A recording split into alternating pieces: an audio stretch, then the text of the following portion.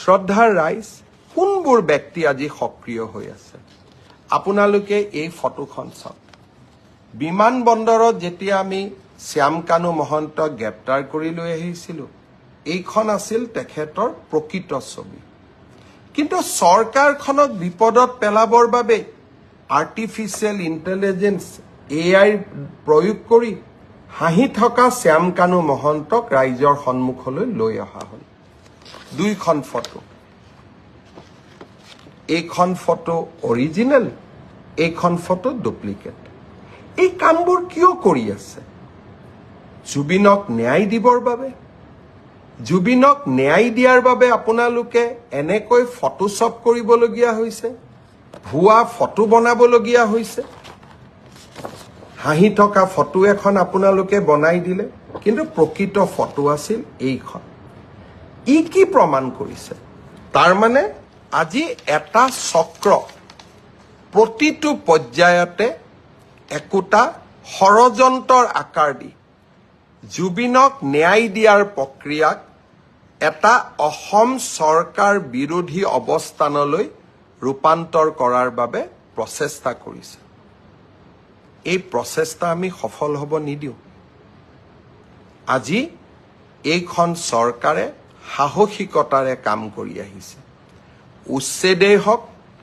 অসমৰ পৰা বিদেশী নাগৰিক বহিষ্কাৰেই হওক বা জুবিনক ন্যায় প্ৰদান কৰাই হওক এইখন চৰকাৰে কাৰো ওচৰত শিৰনত নকৰে মাত্ৰ অসমবাসীৰ ওচৰত শিৰনত কৰিব ফটোশ্বপ কৰি কোনোবাই যদি ভাবে হিমন্ত বিশ্ব শৰ্মাক দুৰ্বল কৰিব পাৰিব কোনোবাই যদি ভাবে ভুৱা ফটোগ্ৰাফ উলিয়াই হিমন্ত বিশ্ব শৰ্মা সেই প্ৰচেষ্টা আপোনালোকে নকৰিব মই আকৌ এবাৰ আপোনালোকক অনুৰোধ কৰিম মই আজি ফেচবুকৰ পিছত মই 2020 চনত জুবিনৰ বিষয়ে কোৱা কথাকেইটা এবাৰ আপোনালোকে শুনি ল'ব তেতিয়া আপোনালোকে বুজি পাব যে আমি সকলো জুবিনৰ অনুৰাগী শ্ৰদ্ধাৰ ৰাইজ কেতিয়াবা কাকতলীয়া সংযোগ হয় কেতিয়াবা ডেলিভাৰেড হয় যোৱা কালিৰ পৰা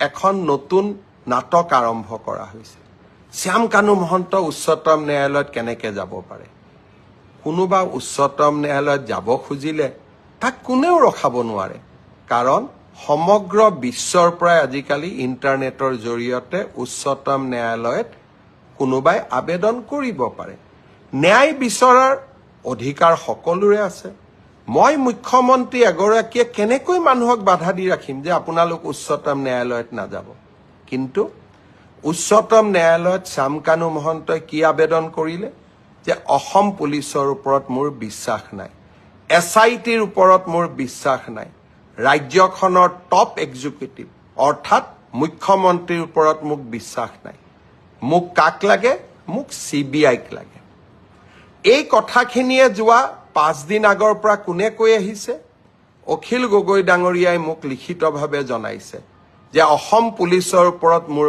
আস্থা নাই মুখ্যমন্ত্ৰীৰ ওপৰত মোৰ আস্থা নাই চিবিআইত এই তদন্ত দিব লাগে দেৱব্ৰত শইকীয়াই লিখিলে ৰাষ্ট্ৰপতি যে এই তদন্ত চিবিআইক দিব লাগে আৰু এতিয়া শ্যামকানু মহন্তই লিখিলে যে এই তদন্ত চিবিআইক দিব লাগে এয়া কাকতলীয়া সংযোগ নে এয়া এক প্ৰকাৰ ষড়যন্ত্ৰ তাক মই নাজানো কিন্তু শ্যামকানু মহন্ত অখিল গগৈ দেৱব্ৰত শইকীয়া কোনেও অসম পুলিচক বিশ্বাস নকৰে কিন্তু এই অসম পুলিচে আজি ছিংগাপুৰত হোৱা ঘটনা এটাকো আমি তদন্তৰ আওতালৈ আনি 4জনকৈ ব্যক্তিক আমি আজি জেলৰ হাজতত ৰাখিবলৈ সক্ষম হৈছোঁ এছআইটিক অসম পুলিচক শ্যামকানু মহন্তইও বিশ্বাস নকৰে অখিল গগৈও বিশ্বাস নকৰে দেৱব্ৰত শইকীয়াও বিশ্বাস নকৰে এয়া কাকতলীয়া সংযোগ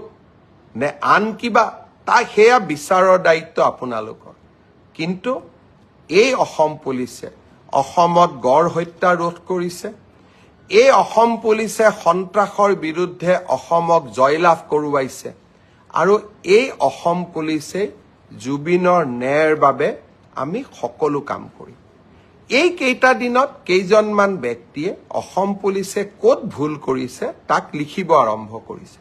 তাৰ মানে ইনডাইৰেক্টলি তেওঁলোকে শ্যাম কানু মহন্ত আৰু সিদ্ধাৰ্থ শৰ্মাক বুজাইছে যে এইকেইটা পইণ্ট লৈ আপোনালোকে আদালতৰ ওচৰলৈ যাওক। এই কুচকাৱাজবিলাক আপোনালোকে কিয় কৰি আছে? আপোনালোকে জুবিনৰ মৃত্যুৰ তদন্ত বিচাৰিছে নে নাই? জুবিনক ন্যায় দিয়াটো বিচাৰিছে নে নাই? মোৰ সন্দেহ থাকি গৈছে। মই আশা কৰিম আপোনালোকে চৰকাৰখনক সহযোগিতা কৰক। আৰু এতিয়া জুডিচিয়েল কমিশ্যনো আমি গঠন কৰিলোঁ, ন্যায়িক তদন্ত। কোনে ন্যায়িক তদন্ত কৰিব? গুৱাহাটী উচ্চ ন্যায়ালয়ৰ এজন চিটিং জাজ, জাষ্টিছ সৌমিত্ৰ শইকীয়াই। তেওঁক আপোনালোকে সহায় কৰক। অসমখনক 2026ত নিৰ্বাচন হ'ব, আপোনালোকে বিজেপিক হৰুৱাব খোজে। বেলেগ ইছ্যু লওক। ৰাস্তা হোৱা নাই, কাজিৰঙাত কৰিডৰৰ কথা কৈছিল, কৰিডৰ হোৱা নাই। নামৰূপ ফাৰ্টিলাইজাৰ খুলিম বুলি কৈছিল, খোলা নাই। দলং বনাম বুলি কৈছিল, বনোৱা নাই। চাকৰি দিম বুলি কৈছিল, দিয়া নাই। লোন দিম বুলি কৈছিল, দিয়া নাই। জুবিনৰ মৃত্যুক লৈ নিকৃষ্ট ষড়যন্ত্ৰ নকৰিব। আৰু এটা কথা মই আপোনালোকক কৈ দিওঁ, এভিকশ্যন চলি থাকিব। আপোনালোকে যদি ভাবিছে যে আপোনালোকে এনেবোৰ আশ্ৰয় লৈ এভিকশ্যনৰ পৰা আঁতৰি যাব খুজিব, তাক আপোনালোকে